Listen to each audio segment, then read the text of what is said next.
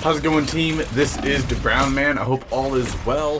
Of course, guys, Season 5 and 5.5. Well, we'll just say it. We're going to go into Season 6, and we have been playing New Ting. There are some things that would be really good. I think the shield buff and the debuff to your enemies when you jump to an enemy or jump to an ally, respectively, I think they need to be buffed to 5 seconds. I don't think they're 5 seconds. I could be wrong. I think they're about 3 seconds. Thing does take a bit more damage, of course, but he can enable a lot more damage. So for those that don't know, in Season 5, when he jumps to an ally, they actually receive 20% damage reduction. All allies in range. When he jumps to an enemy, both enemies in range lose a bit of damage there. They all lose 20%. Rather, they take 20% more damage from all sources, which is pretty good. So the potential for the team damage goes up, but at the cost of his individual damage and individual pressure, except for high health targets like Fantastic or tanks, allowing him to actually have amazing pressure on tanks and enable his team to have amazing pressure on tanks, which is really good for, let's say, double shield comps, and even some variations of brute if you can play against the walls on the map quite effectively. It becomes quite an issue because you get quite a bit in exchange, guys. So playing him into double shield and even playing around Emma using your ZC immunity just to bait out the diamond form, you are able to pressure Emma effectively, and your team should be able to follow up, and that goes into the main issue of Thing not being the most independent anymore. And let me move my mic. And it relies a bit on team follow-up. So there are times where, once again, at 20% damage boost, you guys are actually able to gang up and kill supports and support ultimates if you guys all coordinate after a Thing has jumped on the enemy that catches her. So you guys can literally jump on Viz, kill her, jump on Cloak and Dagger, kill her, etc. Jump on Mantis. But it requires team coordination, and when playing mostly solo queue, it gets a little bit iffy with coordination. Even when you ping, even when you do everything correctly, it gets a little bit weird. But I have been seeing Thor, a lot of Thor +1s. Someone like Thor +1, yeah, I see a lot of Thor so far, and Thor has been bullying supports in the back. And especially I keep seeing on the Kunlun map here, a lot of supports telling me to switch off a Thing, and then I pretty much carry the team to victory. And part of the issue is that people don't really understand how to position themselves against Thor. They allow Thor to kind of just go behind them, push them further back, and then burst them down. Thanks to the multiple buffs to Thor over time, people have to respect Thor. Even in a 1v1, people have to respect the hell out of Thor. They haven't been, and unfortunately, that allows for some rather interesting KOs and bullying. You always need to respect the diver, and too many supports are too far back. So even if you can protect, they recently buffed Thing, so that way his slam area lasts 5 seconds. You do need to be relatively within range. You can't be all the way back and, you know, against certain supports that will burst you out, and let him run, take too much time, and then you already burst it out.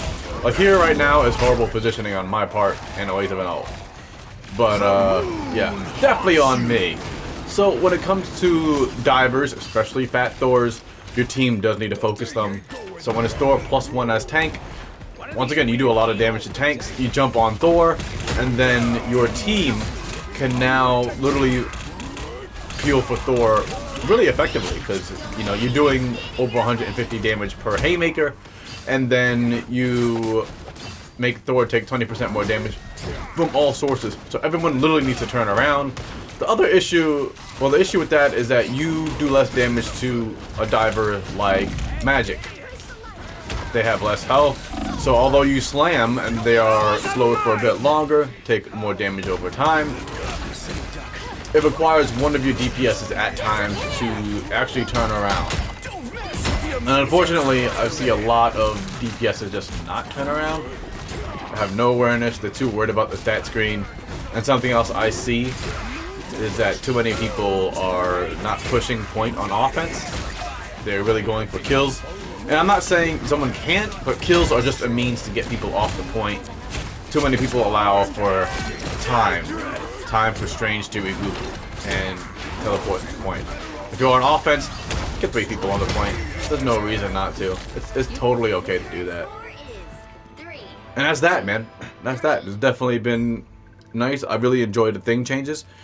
I do like the teamwork. I miss his ability to solo pressure supports way more effectively. But it is what it is. I do like the team pressure. I do like being able to peel a bit more effectively for Strange or Thor trying to just walk past me, go to my supports. But supports do need to start positioning themselves well. I see way too many supports out of position. And it's just really weird. They can walk back into their thing, like me, and then Thor can't really kidnap them. They need to respect the Thor kidnap at all times. At all times they need to respect kidnapped or displacement characters and play around their thing. I see too many people walking in odd places and getting kidnapped by Bucky, getting kidnapped by Thor, getting kidnapped by Wolverine. It's just really weird. So I'm not quite sure why Season 5, but Season 5 for me has felt the worst when it comes to supports. Supports have been the absolute worst. Absolute dog shit. I had several supports that would literally put themselves in the corner, get beat by Thor, and then they would complain about, oh my god, why is this guy beating the hell out of me? And it's like, there's nothing I can do at that point. There's no one I can switch to help you out. Alright, and I think that should be one of the places I'm lost here. Where is it? I think it's too far back. That might be too far back.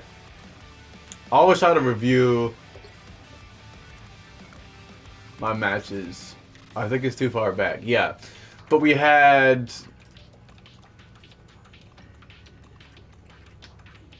Where is it? Yeah, I think it's too far back. It's one of the defeats on Hellfire Gala.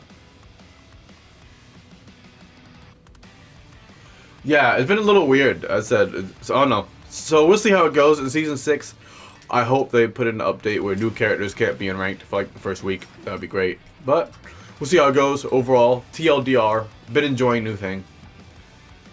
But just keep in mind, once again, weak to poke, totally fine. If there is poke and you are insistent on playing thing, you kind of have to obviously flank a lot more and then dive the hell out of them, and you have to tell your team that you are trying to blow them up, because some people can't move the camera. And I said Season 5 has been weird. People don't hear Thor going around, they don't hear Daredevil going around. I see a lot of Daredevil bans, I see a lot of stuff because people have very poor awareness, and it just sucks, man. I think there are a lot more worthy bans. I'd rather ban a Thor than a Daredevil. Just tougher to burst out. Daredevil's easy to burst out once his deflect is on cooldown. So, it be what it be. You guys be safe, stay hydrated, and of course, have a good one.